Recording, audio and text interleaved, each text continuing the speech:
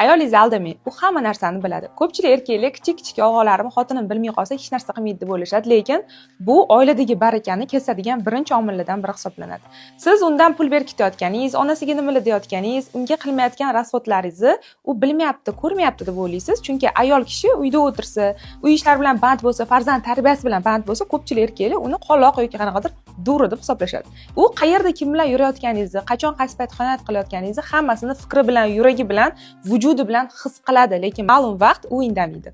U sezayotganini, lekin jim yurayotganini erkaklar qattan bilishsa bo'lishadi. Birinchi o'rinda ishida baraka ketadi, ikkinchi o'rinda kelayotgan pullarida baraka ketadi, oilasida qanaqadir barakasiz atmosfera bo'lib qoladi. Farzandlari ko'p kasal bo'lishni boshlaydi, yo'q joydan uyga kelganda nimadandir asabiylashishni boshlaydi. Hayotida go'yoki hamma narsa bor, puli bor, mashinasi bor, uy-joyi bor, lekin tinchlik, halovat, xotirjamlik yo'q bo'lib qoladi. Bu hammasi ayol kishi sezib, indamayotganini ko'rsatadi. Ayol kishining isterikasi, o'zgarib qolgan xulq-atvori, asabiyligi bu shunchaki uni qanaqadir jinsang'iligidan emas, uyda o'tirib, bola bilan rutinalarda qolib ketganidan emas, balki shu erkagida nimanidir sezayotganidan u shunaqa holatga chiqib keladi. Baraka bu cho'ntakdagi, sho'tingizdagi pul emas, balki uydagi oila a'zolarining holati bilan ham aks ettiradi. Kommentariyada yozingchi, qachon nimani sezganingizda aynan turmush o'rtog'ingizdagi baraka kesilayotganini ko'rgansiz.